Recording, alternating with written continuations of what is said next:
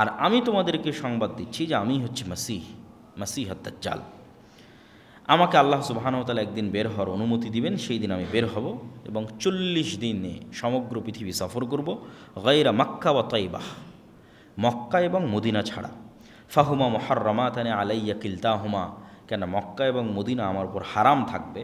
আমি যতবার মক্কা এবং মদিনায় প্রবেশ করার চেষ্টা করব ততবারই ফেরেশতা তাদের উন্মুক্ত তরবারি দিয়ে আমাকে বাধা দিবে।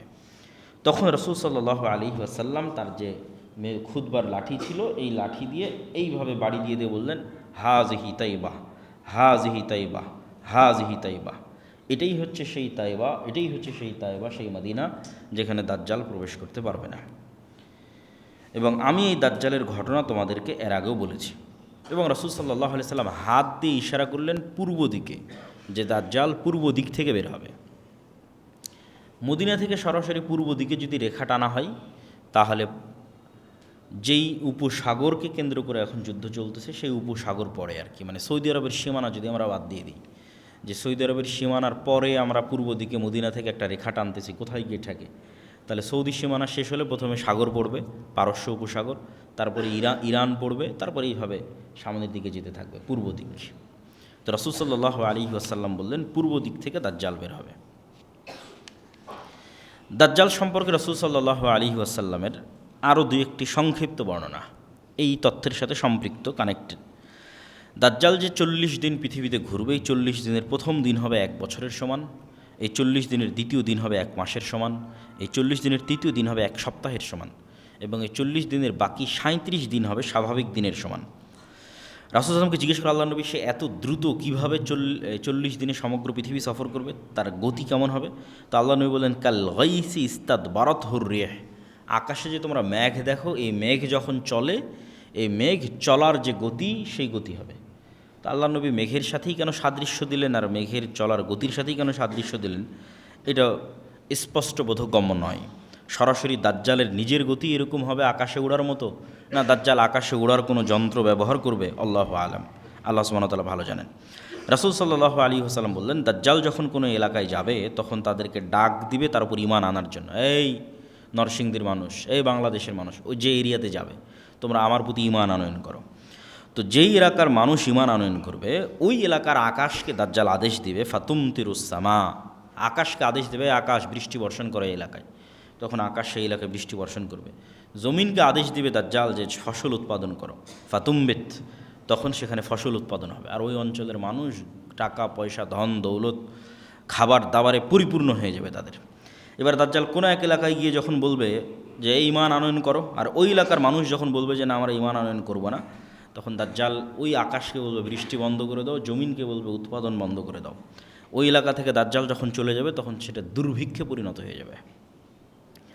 আর এক হাদিসে রাসূল সাল্লাল্লাহু আলাইহি ওয়াসাল্লাম, আমরা যে শাম সিরিয়ার যে মুজাহিদদের কথা বলতে যখন ঈসা আলাইহিস সালাম আসবে, ওখানেও বলা আছে যে শাম বা সিরিয়ার মানুষ দাজ্জালের আনুগত্য না করার কারণে সেখানে দুর্ভিক্ষ দেখা দিবে, এবং মানুষ তার ধনুককে আগুনে পুড়িয়ে সেটার রশি খাওয়া শুরু করবে, এই পরিমাণ দুর্ভিক্ষ দেখা দিবে। তখন তারা ঈসা আলাইহিস সালামের অপেক্ষা করবে, এবং ঈসা আলাইহিস সালাম আসার পর দাজ্জালের এই ভয়ঙ্কর ফিতনা থেকে তারা মুক্তি পাবে। নাহলে দাজ্জালের এই ভয়ঙ্কর ফিতনা এমনভাবে মানুষকে গ্রাস করবে, প্রত্যেক যে মানুষের ন্যূনতম দুনিয়াবি লোভ আছে, ন্যূনতম, সেই ফিতনায় বাদিয়ে দিবে। আর যে মানুষের চুল পরিমাণ দুনিয়ার লোভ নাই, যে মৃত্যুর জন্য প্রস্তুত, যে আমার জন্ম হয়েছে বাস মরার জন্য, ঈমান অবস্থায় মৃত্যুকে সকল কিছুর উপর প্রাধান্য দিবে, এই ধরনের মানুষেরা দাজ্জালের ফিতনা থেকে বেঁচে যেতে পারে। এটা পৃথিবীর সবচেয়ে ভয়ঙ্কর ফিতনা, যে ফিতনা সম্পর্কে অতীতের সকল নবী রাসূল সতর্ক করেছেন। রাসূলুল্লাহ সাল্লাল্লাহু আলাইহি ওয়াসাল্লাম দাজ্জালের কথা বলতে গিয়ে আরও বলেছেন যে দাজ্জাল মদিনার একজন মানুষকে হত্যা করে জীবিত করবে। দাজ্জাল যখন মদিনায় যাবে, মদিনার মধ্যে তো প্রবেশ করতে পারবে না, মদিনার পাশে যখন যাবে তখন মদিনা বিশাল ঝাঁকুনি হবে, ভূমিকম্প হবে, এবং এই ভূমিকম্পে মদিনার যারা ফাসেক ফাজের মোনাফিক আছে তারা মদিনা থেকে বের হয়ে এসে দাজ্জালের পূজা করবে, আর একমাত্র পাক্কা মুমিনেরা মদিনায় থেকে যাবে, যাদের ঈমান খুব মজবুত, টপ লেভেলের। তো ওই রকম একজন ঈমানদার ব্যক্তি বের হয়ে আসবে যাকে দাজ্জাল হত্যা করবে, যে দাজ্জালকে অস্বীকার করবে, এবং হত্যা করার পর আবার জীবিত করবে। জীবিত করার পর ওকে বলবে যে এই তোমাকে হত্যা করেছিলাম, তোকে জীবিত করলাম, এখনও তুমি আমাকে, আমার প্রতি ঈমান আনতেছো না, আমাকে রব্বুল আলামিন হিসেবে বিশ্বাস করতেছো না, তখন এই মুজাহিদ বলবে যে আমার আগের চেয়ে ইয়াকিন বেশি হয়ে গেছে যে তুমি সেই দাজ্জাল, আগের চেয়ে আমার ঈমান আরও মজবুত হয়ে গেছে। তখন দাজ্জাল আরও ক্ষিপ্ত হবে এবং তাকে আবারও হত্যা করতে চাইবে, কিন্তু তাকে হত্যা করতে পারবে না। দাজ্জালের যে সংক্ষিপ্ত ঘটনা, এই ঘটনা শেষ হওয়ার পর কী হবে? দাজ্জালকে ঈসা আলাইহিস সালাতু ওয়াস সালাম হত্যা করবেন। ঈসা আলাইহিস সালাম যখন দামেস্কের মসজিদে নামবেন, নামার পরে তিনি দাজ্জালকে খুঁজতে থাকবেন। ইমাম মাহদী এবং তার সৈন্যবাহিনী এবং মুজাহিদদেরকে নিয়ে খুঁজতে খুঁজতে তিনি জেরুজালেমের লুদ নামক দরজায় দাজ্জালকে পাবেন এবং দাজ্জাল তাকে দেখে গলতে থাকবে, কিন্তু গলা শেষ হওয়ার পূর্বেই ঈসা আলাইহিস সালাতু ওয়াস সালাম দাজ্জালকে হত্যা করবেন এবং সেই রক্ত মানুষকে দেখাবে। দাজ্জালকে হত্যা যখন করা হয়ে গেছে, তখন আল্লাহ সুবহানাহু ওয়া তাআলা ঈসা আলাইহিস সালামকে বলবে যে ঈসা ইবনে মারিয়াম, আমার একদল সৃষ্টিজীব আছে যাদের সাথে কেউ যুদ্ধ করে পারবে না, অতএব মুমিনদের নিয়ে, মুজাহিদদের নিয়ে তুর পাহাড়ে আশ্রয় নাও। তো মুমিন মুজাহিদদের নিয়ে ঈসা আলাইহিস সালাতু ওয়াস সালাম তুর পাহাড়ে আশ্রয় নেবে। আর আল্লাহর সেই সৃষ্টিজীব কারা? তারা হচ্ছে ইয়াজুজ আর মাজুজ। তখন ইয়াজুজ এবং মাজুজ পৃথিবীতে বের হবে এবং পৃথিবীর সকল সমুদ্র, সকল নদীনালা, খাল বিল, পুকুর, ফসল ফল ফলাদি সব খেয়ে শেষ করে দেবে, কিচ্ছু বাকি রাখবে না। এবং এই ইয়াজুজ এবং মাজুজের এই ভয়ঙ্কর যে পরীক্ষা, আসলে মুসলমানদের শক্তি যে দুনিয়াবি শক্তি নয়, এটা এই জায়গাতেও প্রমাণ হয় যে একজন নবী তিনি তুর পাহাড়ে আশ্রয় নিয়ে আছে। তাকে আল্লাহ বলছে না যে তুমি যাও ইয়াজুজ মাজুজের সাথে যুদ্ধ করো, কারণ আল্লাহ আগেই বলে দিয়েছে যে আমার একদল বান্দা আছে, ইবাদান লি, আমার বান্দা, লা ইয়াদান লি আহাদিন বিকিতালিহিম, কারো ক্ষমতা নাই যে ওদের সাথে যুদ্ধ করবে। তাহলে ঈসা আলাইহিস সালামের বাঁচার রাস্তা কি? আল্লাহর কাছে কান্নাকাটি করা। একজন নবী আল্লাহর কাছে এবার কান্নাকাটি করবে, ইমাম মাহদী সহ এবং সকল মুজাহিদ সেনাবাহিনী সহ, যে আল্লাহ ইয়াজুজ মাজুজের এই বিপদ থেকে আমাদের রক্ষা করেন। খাবার নাই, পানি নাই, কয়দিন এভাবে চলে। তাহলে আল্লাহর কাছে ফিরে যাওয়া ছাড়া এবং আল্লাহর আশ্রয় ছাড়া মুমিন এবং মুসলমানদের বাঁচার কোনো রাস্তা নেই। এটা নবী ঈসা জীবিত থাকা অবস্থায়, দাজ্জালের মতো এত ফিতনা অতিক্রম করার পরেও, দাজ্জালকে নিজে হাতে হত্যা করার পরে এবার ঈসা আলাইহিস সালামকে আল্লাহর কাছে কাঁদতে হচ্ছে তুর পাহাড়ে। তো যখন ঈসা আলাইহিস সালাম এবং ইমাম মাহদী এবং মুজাহিদরা আল্লাহর কাছে তুর পাহাড়ে কাঁদবে, তখন আল্লাহ সুবহানাহু ওয়া তাআলা তাদের দোয়া কবুল করে এক প্রকার বিষাক্ত পোকা, অসুস্থতা এই সমস্ত ইয়াজুজ এবং মাজুজের ঘাড়ে দিয়ে দিবেন, যেটার কারণে তারা সব মারা যাবে এবং সেটার দুর্গন্ধের টেকা যাবে না। তখন আবার ঈসা আলাইহিস সালাম এবং মুজাহিদরা আল্লাহর কাছে আবার কান্নাকাটি করে দোয়া করবে। তখন আল্লাহ সুবহানাহু ওয়া তাআলা একদল উট পাখির মতো একদল পাখিকে আল্লাহ সুবহানাহু ওয়া তাআলা পাঠাবেন, যারা উটের কুজের মতো একদল পাখিকে, যারা এই সমস্ত লাশকে উঠিয়ে নিয়ে গিয়ে, হাজার হাজার লক্ষ লক্ষ কোটি কোটি লাশকে উঠিয়ে নিয়ে গিয়ে কোথাও ফেলে দেবে। এবং আল্লাহ সুবহানাহু ওয়া তাআলা আসমানকে বলবেন বৃষ্টি বর্ষণ করো, এবং আসমান বৃষ্টি বর্ষণ করে পুরো পৃথিবীকে পবিত্র করে দেবে, সাফ করে দেবে। তারপর আল্লাহ সুবহানাহু ওয়া তাআলা আসমান এবং জমিনকে আদেশ দিবেন যে তোমাদের মধ্যে যা রিজিক আছে, যা রহমত আছে, যা বরকত আছে, সব উন্মুক্ত করে দাও। তখনই একটা ডালিম একটা গ্রাম খাবে, তখনই একটা গরুর দুধ একটা বংশ খাবে, কেননা পৃথিবীর বরকতের যেটা সর্বোচ্চ স্তর, সেটাতে পৃথিবীকে পৌঁছে দেওয়া হবে। আর পৃথিবীতে যুদ্ধ বিগ্রহ বন্ধ হয়ে যাবে এবং এতদিন যুদ্ধ বিগ্রহের যা অস্ত্র ছিল সেগুলোই জ্বালিয়ে পুড়িয়ে শেষ করতে 7 বছর পার হয়ে যাবে এবং পৃথিবীতে ঈসা আলাইহিস সালাতু ওয়াস সালামের 7 বছরের সর্বশ্রেষ্ঠ ন্যায়পরায়ণের শাসনকাল প্রতিষ্ঠা হবে, ন্যায় এবং ইনসাফের শাসন 7 বছর। এই 7 বছর পার হওয়ার পর এক মৃদু বাতাসে, যে বাতাস মুমিনদের বগলে অনুভূত হবে, সেই মৃদু বাতাসে পৃথিবীর সকল মুমিন মৃত্যুবরণ করবে। তারপরে পৃথিবীতে শুধু ফাসেক, ফাজের এবং পাপিষ্ঠরা থাকবে। এবং যেই হাদিসগুলো আপনারা শুনে থাকেন যে এক সময় মানুষ পশু পাখির ন্যায় মিলিত হবে, লজ্জা বুঝবে না, এটা হবে সেই সমস্ত মানুষেরা। হজ এবং ওমরা বন্ধ হয়ে যাবে, এটা হচ্ছে সেই সমস্ত মানুষেরা। কাবা ঘর ধ্বংস করা হবে, এটা হচ্ছে সেই সমস্ত মানুষেরা। এগুলো ঈসা আলাইহিস সালাম এবং ইমাম মাহদী, দাজ্জাল, এগুলোর পরের কথা এবার আসতেছে। তখন পৃথিবীতে আর কোনো মুমিন বেঁচে থাকবে না, কেউ কোরআন পড়ার লোক থাকবে না, আল্লাহর নাম নেওয়ার লোক থাকবে না। সেগুলো এখন নয়, এগুলো হবে দাজ্জালের পরে, ঈসা আলাইহিস সালামের পরে, যখন আর কোনো মানুষ না আল্লাহকে চিনবে, না কোরআনকে চিনবে, না কাবাকে চিনবে, না মানুষের কোনো লজ্জা এবং হায়া থাকবে। কুকুর যেভাবে খোলা মাঠে মিলিত হচ্ছে, মানুষ সেভাবে মিলিত হবে। এই সমস্ত পাপিষ্ঠ, পাপাচারী, নিকৃষ্ট মানুষের উপর আল্লাহ সুবহানাহু ওয়া তাআলা কিয়ামত কায়েম করবে। তো এই হলো আজকে আমাদের সংক্ষিপ্ত আলোচনা যে কিয়ামতের পূর্ব মুহূর্তে এই রকমের কিছু ভয়ঙ্কর এবং ভয়াবহ যুদ্ধ হবে। সেই যুদ্ধটা কখন, কোথায়, কিভাবে, কোন যুদ্ধ, সেটা নির্দিষ্ট করে বলা কঠিন, কিন্তু এই রকমের ভয়াবহ ভয়ঙ্কর যুদ্ধ হবে, যেটা রাসূল সাল্লাল্লাহু আলাইহি ওয়াসাল্লাম বলছেন। এবং অন্তত একটা জিনিস ক্লিয়ার, যে শাম এবং সিরিয়ার মানুষেরা ইমানের উপর থাকবে, মদিনার মানুষেরা ইমানের উপর থাকবে। একটা জিনিস পরিষ্কার, মদিনা থেকে মুজাহিদ বের হবে, শাম এবং সিরিয়া থেকে মুজাহিদ বের হবে, এবং তারাই মূলত ইমাম মাহদি এবং ঈসা আলাইহিস সালাতু ওয়াস সালামের সঙ্গী হবে। এবং আরও একটা জিনিস পরিষ্কার যে মুসলমানেরা কনস্টান্টিনোপল, ইস্তাম্বুল, তুরস্ক বিজয় করবে। যদিও মানুষের ইচ্ছা এবং কামনা হওয়া উচিত নয় যে সে এইটার অংশ হবে। কেন উচিত নয়? সকল নবী সকল উম্মতকে শিখিয়ে দিয়ে গেছে তোমরা মাসিহাদ দাজ্জালের ফিতনা থেকে আল্লাহর কাছে পরিত্রাণ চাও। কেন ওই ফিতনায় পরীক্ষায় পাশ করার মতো ঈমান আমার এবং আপনার আছে কিনা এটা আমরা জানি না। ফলত ওই পৃথিবীতে ওই ফিতনা প্রকাশ হওয়ার আগেই যদি আমরা পৃথিবী থেকে বিদায় নিই, এটা আমাদের জন্য কল্যাণ। কেন আমাদের টার্গেট তো জান্নাতে যাওয়া।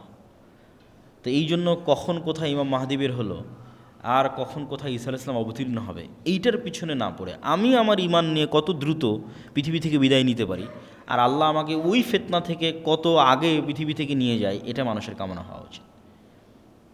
যে দাজ্জালের ফিতনা বের হওয়ার আগে যেন আল্লাহ আমাদের পৃথিবী থেকে যাওয়ার ব্যবস্থা করে দেয়। কেননা সেটা এক ভয়ঙ্কর এবং ভয়ানক ফিতনা হবে, যেখানে মানুষ তার ঈমান হারিয়ে ফেলবে। এবং তিনটে ধর্মের মানুষ এ বিষয়ে একমত যে কিয়ামতের পূর্ব মুহূর্তে একজন মাসিহ বের হবে যে তাদের উদ্ধার করবে। ইহুদিরা অপেক্ষায় আছে একজন মাসিহ বের হবে যে তাদের উদ্ধার করবে, খ্রিস্টানরা অপেক্ষায় আছে একজন মাসিহ বের হবে যে তাদের উদ্ধার করবে, আর মুসলমানদের হাদিসে তো কোরআনে তো বলাই আছে যে একজন মাসিহ বের হবে যে মুসলমানদের উদ্ধার করবে। সেই মাসিহকে, মাসিহ মানে উদ্ধারকারী, সেই মাসিহ মাসিহাদ দাজ্জাল, সেই মাসিহ ঈসা মাসিহ। ঈসার নামেও মাসিহ আছে, দাজ্জালের নামেও মাসিহ আছে। মাসিহ মানে উদ্ধারকারী। মাসিহাদ দাজ্জাল না ঈসা মাসিহ? তো মূলত ইহুদিদের মাসিহ হবে দাজ্জাল। ইহুদিরা যেই মাসিহের অপেক্ষায় আছে তাদের উদ্ধার করবে, এই মাসিহ হবে দাজ্জাল। কেননা দাজ্জালের হাতে তখন পৃথিবীর সকল পাওয়ার ক্ষমতা থাকবে। মুসলমানরা হবে নিরীহ, খাবার নাই, আসমানের বৃষ্টি বন্ধ হয়ে যাবে, জমিনের উৎপাদন বন্ধ হয়ে যাবে, দুর্ভিক্ষ দেখা দিবে। তাহলে এই দলে তো আর কেউ অত সহজে যাবে না। মানুষ তো সবসময় ক্ষমতার পিছনে ছুটে, যার কাছে টাকা পয়সা, যার কাছে ধন দৌলত, সেটার পিছনে ছুটে। তাহলে ইহুদিদের মাসিহকে হবে দাজ্জাল, আর খ্রিস্টান এবং মুসলমানদের মাসিহ ঈসা আলাইহিস সালাম হবে। কেন অধিকাংশ খ্রিস্টান মুসলমান হয়ে যাবে ঈসা আলাইহিস সালাম আসার পরে। এবং ঈসা আলাইহিস সালাম স্পষ্ট করে দিবেন, তিনি নিজে হাতে ক্রুশ ভেঙে দিবেন, তিনি নিজে হাতে খিনজির, শুকুরের গোস্তকে হারাম করবেন। তথা খ্রিস্টানরা আজ পর্যন্ত যে ভ্রান্তির উপর আছে, এই ভ্রান্তি ঈসা আলাইহিস সালাম নিজে খণ্ডন করবেন, যে তোমাদের ভ্রান্তিগুলো ভ্রান্তি।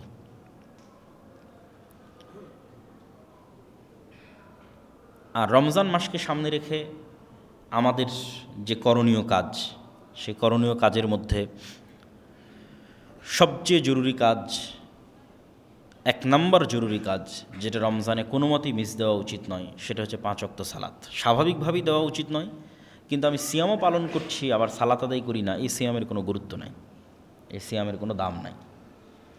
দাজ্জাল যখন আসবে তখনও সাহাবীর রাসূল সাল্লাল্লাহু আলাইহি ওয়াসাল্লামকে জিজ্ঞেস করল, আল্লাহ নবী সালাত কেমনে হবে? একদিন যদি 1 বছর হয়, সালাত কেমনে হবে?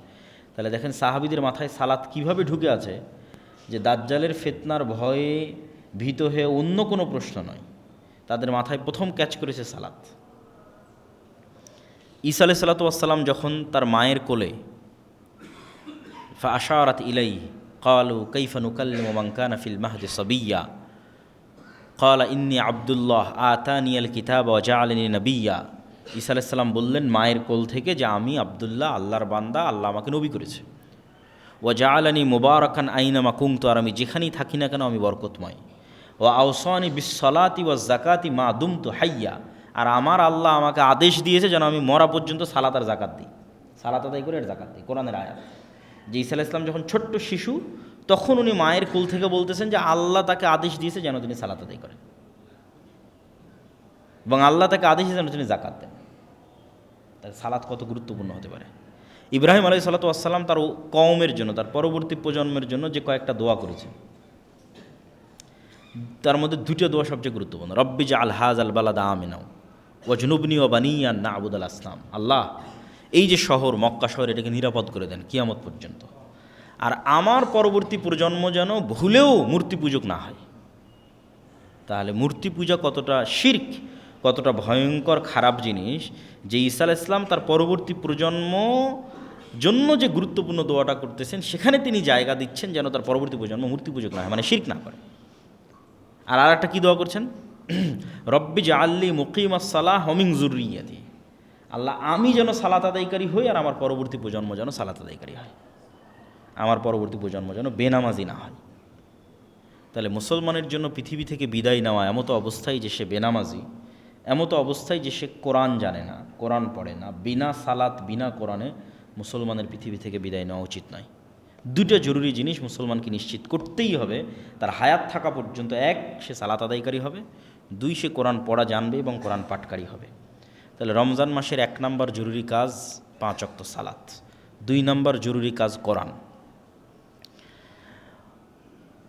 মুসা আলাইহিস সালাতু ওয়াস সালামের কওমকে যখন তাওরাত দেওয়া হলো, তোরাহ বলে ইহুদিরা উচ্চারণ করে যে তোরাহ, যখন তাওরাত দেওয়া হলো তখন এই তাওরাত যেন তারা মানে, এই জন্য তুর পাহাড়, যে তুর পাহাড়ে ঈসা আলাইহিস সালাম আশ্রয় নেবে, যে তুর পাহাড়ে এই মুসা আলাইহিস সালাম ইবাদত করেছেন 40 রাত আল্লাহর, আরবাঈনা ওয়াইদ ওয়া'আদনা মুসা আরবাঈনা লাইলা, 40 রাত ইবাদত করেছে মুসা আলাইহিস সালাম তুর পাহাড়ে। এই তুর পাহাড়কে আল্লাহ ইহুদিদের মাথার উপর তুলে ধরেছে, তুলে ধরে বলছে হয় তাওরাত মানার ওয়াদা কর, না হলে পাহাড় ছেড়ে দিয়ে এখনই হত্যা করে দিলাম, এখনই ধ্বংস করে দিলাম। তখন বানু ইসরাঈল বলছে ঠিক আছে, আমরা তাওরাত এবং তাওরাতে যা আছে এটা মানব। তো প্রত্যেক উম্মতের উপর যে গজব এসেছে, সেই গজব আসার কারণ হচ্ছে ওই উম্মতের উপর পাঠানো কিতাবকে না মানা। তাওরাত যদি না মানে তো পাহাড় ছেড়ে দিয়ে আল্লাহ ধ্বংস করে দেবে। তাহলে উম্মতে মুহাম্মাদির উপর গজব আসবে যদি তারা কোরআনকে অবহেলা করে। আর উম্মতে মুহাম্মাদের উপর গজব নূহ আলাইহিস সালামের কওমের মতো বন্যার আকারে হবে না, লূত আলাইহিস সালামের কওমের মতো শহর উল্টিয়ে দেওয়া হবে না, আদ সামুদের মতো বিকট আওয়াজ বা ঝড়ো বাতাসে পরিপূর্ণ ধ্বংস হবে না। তাহলে উম্মতে মুহাম্মাদের উপর গজব কি? উম্মতে মুহাম্মাদি যদি কোরআন অবহেলা করে, বা আমি গজবে আছি কি না এজ এ উম্মতে মুহাম্মাদি, সেটা আমি বুঝবো কিভাবে? সেটা হচ্ছে আমাদের উপর ভিন্ন জাতিকে আল্লাহ চাপিয়ে দেবে। আরাকানের রোহিঙ্গা, আর চায়নার উইঘুর, আর ফিলিস্তিন, আর বাংলাদেশ, আর যেখানে ভিন্ন জাতিকে তাদের উপর চাপিয়ে দেবে, এটা গজব।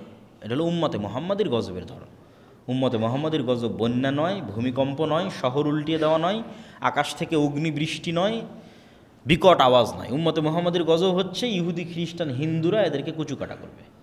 যখন দেখবেন করতেছে তখন বুঝবেন গজব। যেমন হালাকু খা, চেঙ্গিস খা যখন বাগদাদে গিয়ে লক্ষ লক্ষ মানুষকে জবাই করেছে বাগদাদে, বুঝতে হবে এটা গজব। কেন এই গজব আসতেছে? কোরআনকে অবমূল্যায়ন করার কারণে। ইন্নাল্লাহ ইয়ারফাউ বিহাযাল কিতাবি আকওয়ামান ওয়া ইয়াদউ বিহি আখারিন।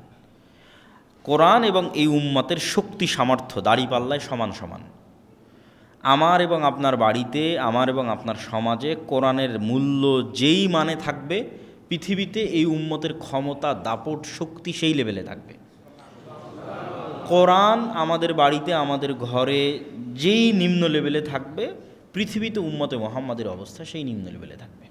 এটা রাসূল সাল্লাল্লাহু আলাইহি ওয়াসাল্লামের হাদিসের আমি অনুবাদ করতেছি যে তাহলে আমার এবং আপনার পৃথিবীর উন্নতি নির্ভর করতেছে কোরআন পড়া, মানা, বুঝা এবং শিখার উপর। পৃথিবীতে যদি উম্মতে মুহাম্মাদি চায় যে তারা শক্তিশালী, সামর্থ্যবান, পাওয়ারফুল হবে, তাহলে ফিরে আসতে হবে কোরআনের কাছে। এই রমজান মাস হচ্ছে কোরআনের মাস, শাহরু রমাদান আল্লাযী উনজিলা ফীহিল কোরআন। এবং ওই যে দাজ্জালের ফিতনা থেকে বাঁচার রাস্তাও কিন্তু কোরআন। সূরা কাহফের প্রথম 10 আয়াত এবং সূরা কাহফ দাজ্জালের ফিতনা থেকে মুক্তির রাস্তা। তো ওই সূরা কাহফ তো কোরআনেরই অংশ। কোরআন যাদের অন্তরে প্রথিত হয়ে আছে এরা ফিতনায় পতিত হবে না, মানে কোরআনের বুঝ এবং কোরআনের জ্ঞান যাদের ভিতরে আছে। এই জন্য রমজানকে কেন্দ্র করে মসজিদ, মাদ্রাসা, মক্তব, আমরা দাওয়া ইলাল্লাহর মাধ্যমে 7 শতাধিক মক্তব পরিচালিত করতেছি, যেটার একটা প্রতিযোগিতা আপনারা হয়তো এনটিভির পর্দায় অথবা আমাদের ফেসবুকে দেখতে পাচ্ছেন। এনটিভির পর্দায় প্রতিদিন বিকেল 3টায় প্রচারিত হয়। এটা শুধু মক্তবের বাচ্চারা না, মাদ্রাসার, না ইংলিশ মিডিয়াম স্কুলের, না কোথাও, একদম গ্রামে গঞ্জে প্রত্যন্ত অঞ্চলে মসজিদে যে মক্তব হয় সেখানে। তাহলে দ্বিতীয় জরুরি কাজ কোরআন। 1 নম্বর জরুরি কাজ সালাত, দ্বিতীয় জরুরি কাজ কোরআন, তৃতীয় জরুরি কাজ রমজান মাসের ফজিলত যদি আমরা পেতে চাই, যে অতীতের সকল গুনাহ ক্ষমা হয়ে যাওয়া, তাহলে গুনাহ মুক্ত রমজান হতে হবে, গুনাহ মুক্ত সিয়াম হতে হবে, না হলে এই ফজিলত পাওয়া যাবে না।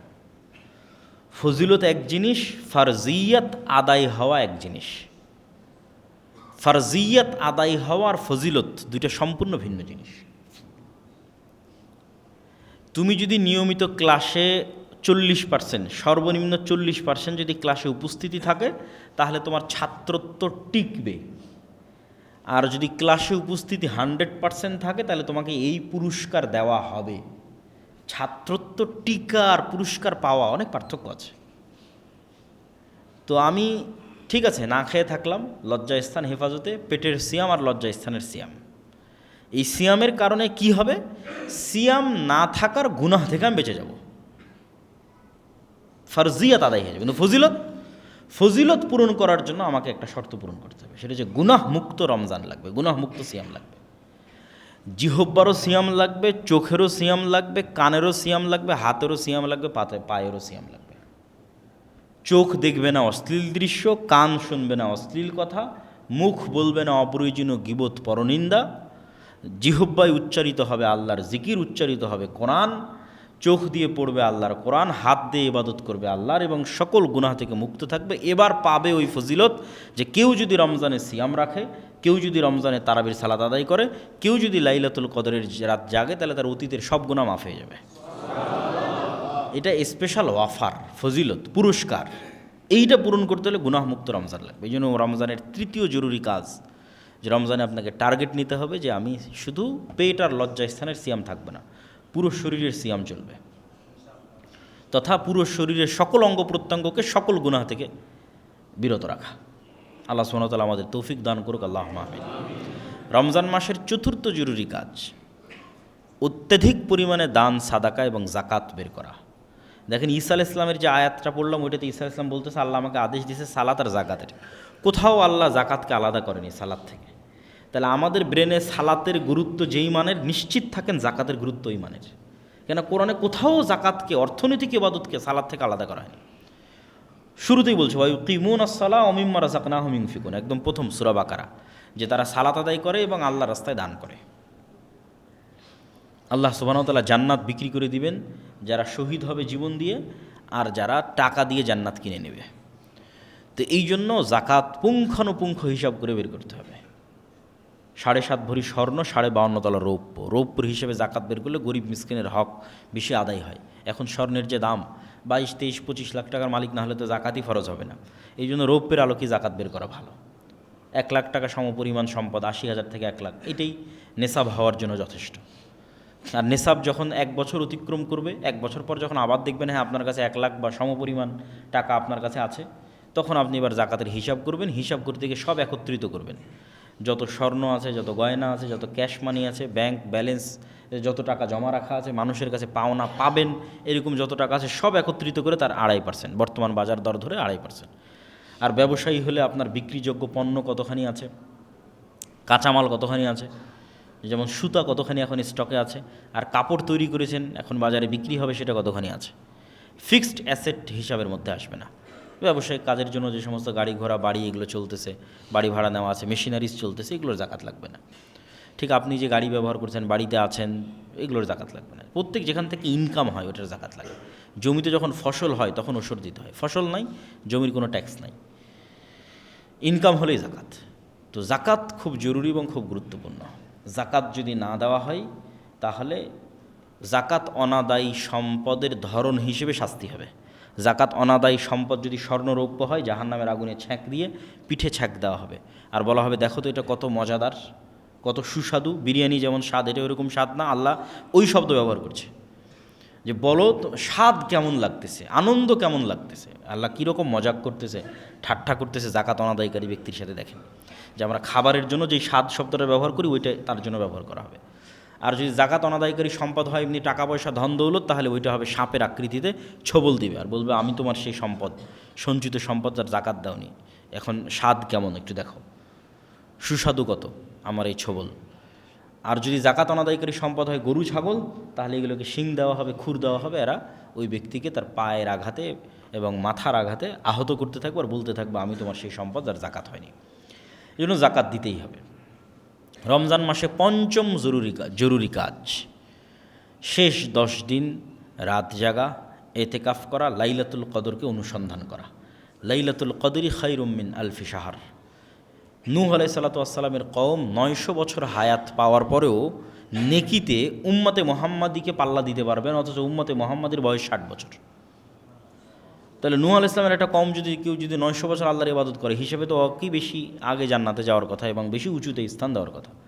কিন্তু বেশি আগে জান্নাতে যাবে, বেশি উঁচুতে স্থান পাবে মাত্র 60 বছরের জীবন পাবে উম্মতে মুহাম্মদ। এটা কোরআনের বরকত, লাইলাতুল কদরের বরকত। লাইলাতুল কদরের এক রাতি খায়রুম মিন আলফি শাহর, 1000 মাসের চেয়ে উত্তম। তাহলে কেউ যদি প্রতি বছর একটা করে লাইলাতুল কদর পায়, তাহলে ওর জীবনে ইবাদতের পরিমাণ কত বছরের সমান হতে পারে? তাহলে লাইলাতুল কদর এবং কোরআনকে মূল্যায়ন করে উম্মতে মুহাম্মাদি অতীতের উম্মতের চেয়ে ইবাদতে এবং নেকির প্রতিযোগিতায় এগিয়ে যাবে। এই জন্য লাইলাতুল কদরকে আমাদের অনুসন্ধান করতে হবে। রমজান মাসে লাইলাতুল কদর আছে নিশ্চিত, রমজান মাসের মধ্যে লাইলাতুল কদর আছে এটা নিশ্চিত। ইন্না আনজালনাহু ফি লাইলাতুল কদর শাহরু রমাজান আল্লাযী উনজিলা ফীহিল কোরআন, দুটো আয়াত। আমি এটাকে অবতীর্ণ করেছি লাইলাতুল কদরে, আর শাহরু রমাজান আল্লাযী উনজিলা ফীহিল কোরআন, রমজান মাসে কোরআন অবতীর্ণ করেছি। তাহলে আমি যদি কোরআন লাইলাতুল কদরে অবতীর্ণ করে থাকি, রমজানে অবতীর্ণ করে থাকি, তাহলে লাইলাতুল কদর রমজানের মধ্যে আছে, আর বাইরে যাওয়ার সুযোগ নাই। এখন রমজানের মধ্যে মানুষ তার চেষ্টা অনুযায়ী লাইলাতুল কদরকে খুঁজবে। যারা রমজানের প্রতি রাত জাগবে তাদের তো শতভাগ নিশ্চয়তা। যারা তার চেয়ে কম জাগতে চায় তারা শেষ 10 দিনের প্রত্যেক রাত, যারা তার চেয়ে কম জাগতে চায় তারা শেষ 10 দিনের বিজোড় রাত, এর নিচে নামার সুযোগ নেই। শুধু 27, শুধু 21 এরকম কোনো স্পষ্ট দলিল কোরআন এবং হাদিসে নাই। শেষ 10 দিনের বিজোড়ের কথা রাসূল সাল্লাল্লাহু আলাইহি ওয়াসাল্লাম বলেছেন। আর যারা ইতিকাফে থাকবে তাদের জন্য জরুরি হচ্ছে রমজান মাসে ইতিকাফ অবস্থায় অন্য স্বাভাবিক গল্প তো বহু পরের কথা, অন্য আলেম ওলামার বক্তব্য শোনা, অন্য আলেম ওলামার বই পড়াও ঠিক না।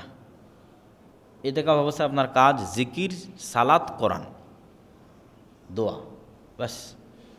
এইভাবে ইতিকাফকে মূল্যায়ন করতে পারেন। ইতিকাফে বসে আপনি সারাদিন ফোন চালাচ্ছেন, এটা ইতিকাফ হলো না।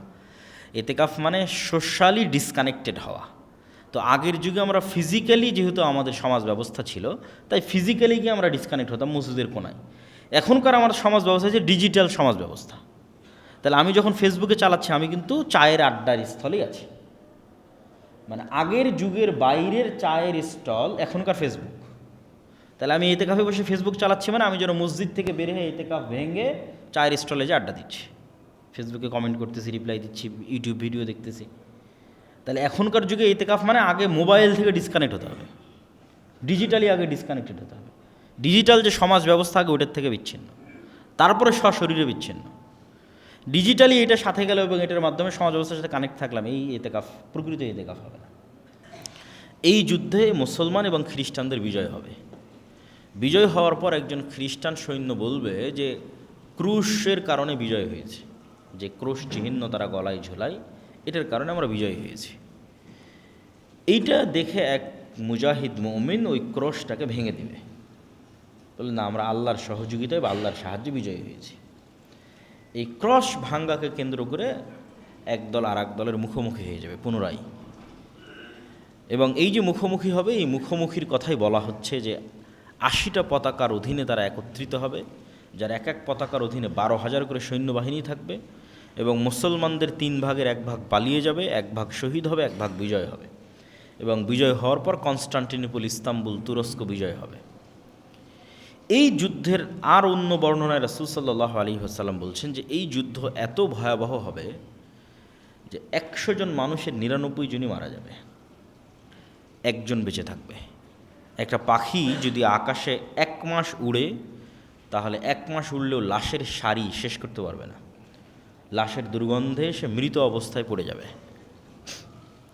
তার বাঁচার মতো আলাদা কোনো আশ্রয়স্থল, যেখানে লাশ নাই, লাশের দুর্গন্ধ নাই, এরকম কোনো সেফ জায়গা সে খুঁজে বের করতে পারবে না। উঠতে উঠতে উঠতে উঠতে ক্লান্ত হয়ে মরে পড়ে যাবে। এত বেশি পরিমাণে মানুষ এই যুদ্ধে মারা যাবে যে মানুষ আর গনিমতের মালেও সন্তুষ্ট হবে না, মানুষের ওয়ারিস বন্টন করার কেউ থাকবে না। এগুলো সব রাসূল সাল্লাল্লাহু আলাইহি ওয়াসাল্লাম বিভিন্ন হাদিসে বলেছেন।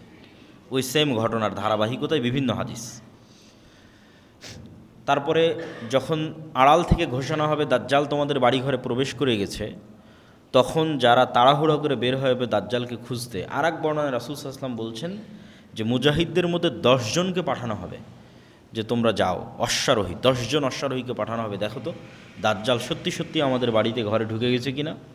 রাসূল সাল্লাল্লাহু আলাইহি ওয়াসাল্লাম বলছেন ওই 10 অশ্বারোহীর নাম, ওদের চেহারা, ওদের বাপের নাম, ওদের বংশের নাম আমি বলে দিতে পারবো, যে 10 জন কারা, যে 10 জন দাজ্জালের অনুসন্ধানে বের হবে, ওরা তৎকালীন বিশ্বের সর্বশ্রেষ্ঠ ইমানদার এবং সর্বশ্রেষ্ঠ অশ্বারোহী, যারা মদিনা থেকে বের হয়ে আসবে শাম বা সিরিয়ায়। এবং রাসূল সাল্লাল্লাহু আলাইহি ওয়াসাল্লামের আরেক হাদিসে এই যুদ্ধের কথা বর্ণনা করতে গিয়ে তিনি বলেছেন যে সেই দিন মুসলমানদের হেডকোয়ার্টার হবে গৌতা নামক জায়গা, যেটি আজকের শাম বা সিরিয়ার রাজধানী দামেস্কের অতি নিকটবর্তী একটি অঞ্চল, গৌতা নামক জায়গা। রাসূল সাল্লাল্লাহু আলাইহি ওয়াসাল্লাম দাজ্জালের বিষয়ে কিছু হাদিস, বিস্তারিত দাজ্জালের ভয়ঙ্কর এবং ভয়াবহ ফিতনার কিছু হাদিস তিনি তুলে ধরেছেন, যেগুলো আমরা সংক্ষিপ্ত, বেশি সময় নেব না, অল্প অল্প করে আমরা একটা দুটো হাদিস বলে আজকের আলোচনা শেষ করব ইনশাল্লাহ। ফাতেমা বিনতে কাইস রাদিয়াল্লাহু তাআলা আনহা থেকে বর্ণিত, তিনি বলেন, এক সালাতের পর আল্লাহর নবী বললেন মাইকে বা মুখে, মাইকে তো না, মুখে ঘোষণা হলো যে তোমরা সবাই বসে পড়ো, রাসূল সাল্লাল্লাহু আলাইহি ওয়াসাল্লাম কথা বলবেন। তো মানুষজন সব বসে পড়লো। রাসূল সাল্লাল্লাহু আলাইহি ওয়াসাল্লাম মেম্বারে দাঁড়ালেন। মেম্বারে দাঁড়িয়ে তিনি বলতে লাগলেন যে আজকে আমি তোমাদেরকে এমন এক গল্প শোনাবো যে গল্প আমি তোমাদের সামনে অনেক করেছি। এই গল্প হচ্ছে তামিম আদ-দারির গল্প। আন্না তামিম আদ-দারি কান রজুলান নাসরানিয়ান, যে ছিল খ্রিস্টান মানুষ, যা আফাবায়া আও আসলামা, সে আল্লাহ নবীর হাতে হাত রেখে ইসলাম গ্রহণ করার পর এই ঘটনা সে আল্লাহ নবীকে শোনায়। সেই ঘটনা হচ্ছে আন্নাহু রাকিবা ফি সাফিনাতিন বাহরিয়াতিন মা সালাসিনা রজুলাম, সে তার নিজ গোত্র এবং আর 2-3টা আরব গোত্রের 30 জন মানুষকে নিয়ে একটা নৌকায় দীর্ঘ লম্বা সফরে বের হয়। ফালাইবা বিহিমুল মাউজু শাহরান ফিল বাহারি, সমুদ্রের ঢেউ তাদেরকে 1 মাস যাবৎ এদিক ওদিকে নিয়ে যেতে থাকে। তারা কোনো লোকেশন ট্র্যাক করা, আগের যুগের মানুষ তারা এবং চাঁদ দেখে দিক নির্ধারণ করে নৌকা পরিচালনা করত, কিন্তু ঝড় বৃষ্টি ঢেউয়ে আর কন্ট্রোল করতে পারেনি যে এই নৌকা কোন দিকে যাচ্ছে। তো অনেক পরে গিয়ে, দীর্ঘ 1 মাস পরে গিয়ে এই নৌকা একটা দ্বীপে গিয়ে ভিড়ল। সংক্ষেপে আমি শেষ করে দিচ্ছি। একটা দ্বীপে লাগার পর তারা সেখানে নামলো। নামার পর দেখতেছে একটা প্রাণী, ফালাকিয়াতুম দাব্বাতুন, একটা ভয়ঙ্কর প্রাণী যার অত্যধিক চুলের কারণে লা ইয়াদরুনা মা কুবুলুহু মিন দুবুরিহি, সামনে কোনটা পিছন কোনটা, মুখ কোন দিকে পিছন কোন দিকে এটা বোঝা যাচ্ছে না অত্যধিক চুলের কারণে। তখন এরা তাকে বলছে ওয়াই হাক, তোমার ধ্বংস হোক। তখন ওই প্রাণী উত্তরে বলছে আনাল জাসসাসা, আমি হচ্ছে গোয়েন্দা। কল ও আমাল জাসসাসা কলাত আইয়ুহাল কওম ইনতালিকু ইলা হাযা রাজুল ফিদ দাইর, তখন ওই গোয়েন্দা বলতেছে তোমরা এইদিকে যাও, এখানে ভিতরে একটা লোক, প্রাসাদে একটা লোক তোমাদের অপেক্ষা করতেছে। তখন আমরা যখনই একটা মানুষের কথা শুনলাম যে একটা মানুষ অপেক্ষা করছে, তখন আমরা এর থেকে বেঁচে ফেরার জন্য, এই তো একটা প্রাণী যে নিজেকে গোয়েন্দা বলতেছে, তার থেকে বেঁচে ফেরার জন্য আমরা দৌড়ে চলে গেলাম ওই মানুষের দিকে। তো মানুষের দিকে গিয়ে দেখি ফাইদা ফিহি আ'যামু ইনসানিন রাআইনাহু কাত্তু, এত বিশাল দেহের মানুষ আমরা জীবনে কখনো দেখিনি, যাকে বাধা আছে তার হাত এবং তার কাঁধের সাথে বাধা আছে। মা বাইনা রুকবাতাইহি ইলা কা'বাইহি বিল হাদিদ, তার হাঁটু, তার হাত, কোনোই, কাঁধ, এগুলো লোহার জিঞ্জির দিয়ে বাধা আছে। কুলনা ওয়াইলাক মা আংতা ক্বালা ক্বাদ ক্বাদারতুম আলা খাবরি ফাআখবিরুনি মা আনতুম, আমরা ওকে জিজ্ঞেস করলাম এই তুমি কে? তো সে বলল তোমরা তো জানবেই আমি কে, আগে বলো তোমরা যে তোমরা কারা, আমি কে এটা তো তোমরা জানবেই। তখন আমরা বললাম নাহনু উনাসুম মিনাল আরব রাকিবনা ফি সাফিনাতিন বাহরিয়াতিন, আমরা আসলে আরবের কিছু মানুষ, ব্যবসায়িক কাজে বের হয়েছিলাম, এইভাবে আমরা এখানে আসলাম, এইভাবে তোমার কাছে পৌঁছলাম। তখন এই ব্যক্তি এই সমস্ত মানুষদেরকে জিজ্ঞেস করছে আখবিরুনি আন নাখলি বাইসান, 3টা প্রশ্ন করেছে। বাইসান খেজুর বাগানের কথা বলো, তাবারিয়া নামক সমুদ্রের কথা বলো, আর আইনে জোগার নামক ঝর্ণার কথা বলো। 3টা প্রশ্ন। তখন এই মানুষজন তাদেরকে বলছে তুমি এই 3টার কী জানতে চাও? তুমি যে বাইসান খেজুর বাগানের কথা জানতে চাও, এটার কি জানতে চাও? বলে আসআলুকুম আন নাখলিহা হাল ইউসমির আমলা, আমি জানতে চাই বাইসান খেজুর বাগানে এখনও খেজুর হয় না? বলে এখনও হয়। তো অচিরেই একদিন এই বাগানে খেজুর হবে না। আমি জানতে চাই তাবারিয়া নামক এই সমুদ্রে, এই সাগরে, এই দ্বীপে, এই খালে পানি আছে না নাই? তো বলে আছে। তো বলে অচিরেই এখানে একদিন পানি থাকবে না। আইনে জোগার নামক ঝর্ণায় পানি আছে না নাই? তো বলে আছে। তো বলে অচিরেই এখানে একদিন পানি থাকবে না। আধুনিক যারা গবেষক তারা গবেষণা করে দেখেছেন এই তিনটে জায়গায় এখন ইসরায়েলের সীমানার অন্তর্ভুক্ত। এবং তাবারিয়া নামক যে সুন্দর সমুদ্র, এটা খ্রিস্টানদের একটা অত্যন্ত ভ্রমণের জায়গা, পবিত্র ভ্রমণের জায়গা। তারা মনে করে যে ঈসা আলাইহিস সালাতু ওয়াস সালাম যত মোজেজা দেখিয়েছেন সকল মোজেজা তিনি এই তাবারিয়া নামক সমুদ্রের পাশে দেখিয়েছেন। জীবিতকে মৃত করা, কুষ্ঠ রোগীকে ভালো করা, এই জন্য তারা এই তাবারিয়া সাগরকে তারা অনেক পবিত্র মনে করে এবং লক্ষ লক্ষ খ্রিস্টান ইসরায়েলে ঘুরতে যায় এই তাবারিয়া নামক সাগর দেখতে। তো দাজ্জাল এই তিনটে জায়গার কথা জিজ্ঞেস করলো। তারপরে 4 নম্বরে জিজ্ঞেস করলো আখবিরুনি আন নাবিয়্যিল উম্মিয়িন, অশিক্ষিত মূর্খ নবীর কথা বলো। আনপড়, যিনি লেখা জানেন না পড়া জানেন না, এরকম কোনো নবী এসেছে কিনা আরবে? আমাদের নবী মুহাম্মদ সাল্লাল্লাহু আলাইহি সাল্লাম লিখতেও জানতেন না, পড়তেও জানতেন না। ক্বালু ক্বাদ খারাজা মিন মাক্কা ওয়া নাযালা ইয়াসরিব, হ্যাঁ তিনি এসেছে, মক্কা থেকে বের হয়ে মদিনায় হিজরত করেছেন। কী অবস্থা? তো তার সাথে আরবদের যুদ্ধ চলতেছে ইত্যাদি। তখন সে নিজে বলতেছে ইন্না যাকা খায়রুন লাহুম ইউতিউহ, মানুষের কল্যাণ হবে এই নিরক্ষর আনপড় যিনি লেখা এবং স্বাক্ষর এবং পড়া জানেন না এই নবীকে মেনে নেওয়া, এটা মানুষের উচিত হবে।